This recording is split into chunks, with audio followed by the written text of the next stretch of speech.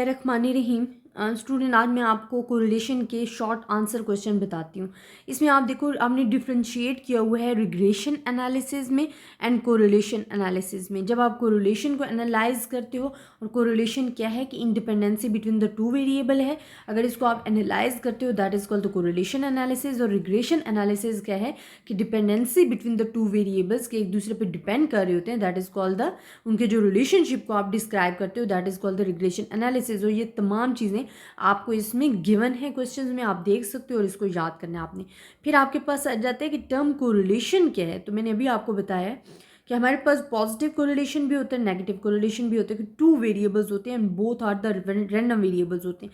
अगर हमारे पास एक वेरिएबल इंक्रीज कर रहा है और सेकंड डिक्रीज कर रहा है that is called the negative correlation.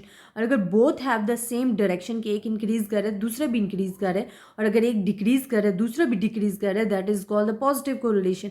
तो कोरिलेशन जो है वो हम कहते हैं independency between the two variable is called a correlation, and that is also describes in the paragraph. आप इसको देख सकते हो और आपने पढ़ना और विद एग्जांपल इसको डिस्क्राइब करना है। ये जो एग्जांपल है पॉजिटिव एंड नेगेटिव कोरिलेशन की, ये मैं आपको बता भी चुकी हूँ। अगर आप प्रीवियस लेक्चर्स देखो तो आपको मजीद अच्छे तरीके से समझ में आ जाएगा।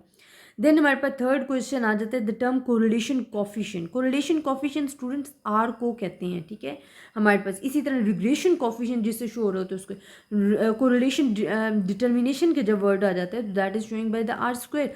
तो ये हमारे पास क्या होते हैं कोरिलेशन, ये कॉफिशिएंट्स होते हैं जो कि आपकी जो वैल्यूज हैं उनको शो कर रहे होते हैं, बता रहे होते हैं कि आप किसको, अगर आर हम शो करें that is showing the correlation. हम कहते हैं in measuring variation specially when different distribution are to be compared it has been found that an abstract measure of variability is needed, then we need a measure of degree of relationship between two variable coefficient that is free from the particular unit employed in the given case। तो ये हमारे पास क्या होता है coefficient of correlation होता है। अब यहाँ भी वही आ गया कि पॉजिटिव कोरिलेशन क्या है, नेगेटिव कोरिलेशन है, जीरो कोरिलेशन मीन कोई कोरिलेशन नहीं है, ठीक है। तो ये आपने डिस्क्राइब करना है। और अगर हमारे पास फुल +1 आ जाए दैट इज कॉल्ड द हमारे पास परफेक्ट पॉजिटिव कोरिलेशन। और अगर -1 में आंसर आ गया कि फुल -1 है that is called the perfect negative correlation. और आर मीन है कि देयर इज नो कोरिलेशन अगर आपके पास r = 0 है। कोरिलेशन एंड काजेशन क्या है ये हम डिस्कस भी कर चुके हैं कि जब थर्ड वेरिएबल को इन्वॉल्व करके हम रिलेशन काज बना रहे होते हैं that is called the correlation and causation. कि टू वेरिएबल्स को हम डिस्कस तो कर रहे हैं रिलेशनशिप को, लेकिन उसमें हम थर्ड वेरिएबल को काज बना रहे हैं। अब प्रोडक्ट मूवमेंट फार्मूला आपने लिखना है, तो ये आपके पास लिखा हुआ है एंड ये 2-3 फार्मूले आप तीनों अपने माइंड में रखें ताकि आप लोगों को किसी किस्म की प्रॉब्लम ना रहे। नेक्स्ट स्टूडेंट, आप अपना क्वेश्चन देखें। आपके पास क्या है, प्रॉपर्टीज ऑफ कोरिलेशन गिवन है, that is the most important है कि ये आर सिमेट्रिकल होता है। सिमेट्रिकल क्या होता है, R X Y is equals to R Y X होता है। ज्योमेट्रिक मीन आपको ये गिवन है टू रिग्रेशन कॉफिशिएंट के। देन हम कहते हैं ये हमारे पास क्या होता है कि pure number, it is a pure number, does not depend upon the units implied होता है। And origin and scale of measurement और रेंज जो है वो -1 से 1 होती है।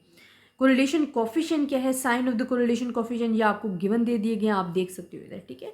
देन हमें क्या गिवन है, वो कहते हैं how would you interpret the nature of correlation with the help of scatter diagram. Scatter diagram आपको बताते हैं कि एक्स और वाई पे जितने भी पॉइंट्स लाई कर रहे हैं, और वो देखो अगर आप वो स्ट्रेट लाइन में हैं और स्ट्रेट लाइन के इर्द गिर्द लाई कर रहे हैं that is called the linear relationship. अगर वो कर्व की सूरत में है that is called the curve linear, non linear. अगर उनमें कोई भी रिलेशनशिप नहीं है, ये हम स्कैटर डायग्राम में डिस्कस भी कर चुके, that is called the no relationship. आप इसको कह सकते हो कि कोई कोरिलेशन वहाँ नहीं हमारे पास है। अच्छा, देन हमें ये क्वेश्चन गिवन है, आप इस पर फार्मूला अप्लाई करो, लिख लो। जिस तरह की आपको वैल्यूज़ गिवन हो आपने फार्मूला भी वही लिखना है। जैसे कि आपको ये आप गिवन है और फाइन ये रिग्रेशन लाइन में भी हम फाइंड कर रहे होते हैं, आपने ये कॉफिशिएंट फाइंड करनी है रिग्रेशन कॉफिशिएंट, तो आपको फार्मूला गिवन है आप इजीली फाइंड कर लो। देन हमारे पास फिर अगेन आपने रिग्रेशन फाइंड करनी है, आपको फार्मूला गिवन आप फाइंड कर लो। यहाँ भी आपको वैल्यूज़ गिवन आपने सिंपली फाइंड कर लेनी है वैल्यूज़। और ये वही है जो प्रीवियस लेक्चर में मैंने आपको बताया था कि आप बी एक्स वाई की वैल्यूज़ कैसे फाइंड कर सकते हो, तो ये चीज़ आपको गिवन दे दी गई है। अब यहाँ भी आप देखें कि आपके पास रिग्रेशन कोफिशिएंट जो है वो गिवन दे दी गई, आपने फाइंड करना है सिंपली, ठीक है। तो ये ईजिली आप फाइंड कर सकते हो। अब यहाँ भी आप देख लें कि आपके पास हमारे पास ये जो डिफरेंट वैल्यूज़ गिवन है इसका मतलब क्या है। मैंने अभी आपको बताया +1 का मतलब है परफेक्ट पॉजिटिव कोरिलेशन है, -1 का परफेक्ट नेगेटिव कोरिलेशन है, 0 मतलब है नो कोरिलेशन है, एंड -0 मतलब परफेक्ट नेगेटिव कोरिलेशन, मतलब ये भी 1 के इक्वल है ना। एंड पॉजिटिव कोरिलेशन है अगर आपको कोई इस तरह नहीं, नॉट पॉसिबल है। एफ इजिकल्स टू 2 अगर आएगा तो क्यों पॉसिबल नहीं है, क्योंकि हम खुद कह रहे हैं कि जो कोरिलेशन की रेंज है वो -1 से 1 के दरमियान है। तो अगर 1 से ऊपर की वैल्यू आएंगी या -1 से ऊपर की वैल्यूज आएंगी, that is not included in the correlation. तो आप इसका मतलब है आप आंसर में गलती कर रहे हो, क्योंकि आपने कोरिलेशन की जो रेंज है उसको रखना है माइंड में कि वो -1 से 1 है।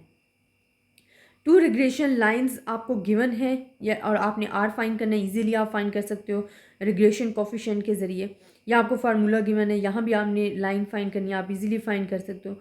यहाँ भी आपने एस वाई फाइंड करना है, तो इसमें कोई भी आपको प्रॉब्लम नहीं, आप इजीली फाइंड कर सकते हो। देन आपके पास ये लास्ट क्वेश्चन गिवन है। देखिए बच्चे, इसमें आपको एन गिवन है, एक्स बार गिवन है, वाई बार गिवन है, सिग्मा वाई एक्स गिवन है, सिग्मा वाई गिवन है, each and everything it's mean given है। आपने सिर्फ फार्मूला लगाना है और आंसर ले लेना है। फार्मूलाज आपने माइंड में रखना है कि आपकी सिचुएशंस के मुताबिक जो आपको डेटा गिवन है, इन्फॉर्मेशन गिवन है, उसके मुताबिक आपने कौन सा फार्मूला लगाना है। बस आपने ये जो 4 से 5 कोरिलेशन के डिफरेंट फार्मूलाज हैं वो आपने माइंड में रखने हैं। बाकी फिर हमारे पास एक और क्वेश्चन आगे जहाँ वाई भी गिवन है, एक्स भी गिवन है और सैम्पल कोरिलेशन आपने फाइंड करना है। तो कोरिलेशन आप सिंप्लीफाइन कर लो। आपको फार्मूले में देखो आपको एक्स स्क्वायर की ज़रूरत है, वाई स्क्वायर की ज़रूरत है, एक्स वाई की ज़रूरत है, आप इसको फाइंड करो और आंसर ले लो। आई होप स्टूडेंट आपको मेरा लेक्चर पसंद आया होगा। अपनी दुआओं में याद रखिएगा। अल्लाह हाफ़िज़।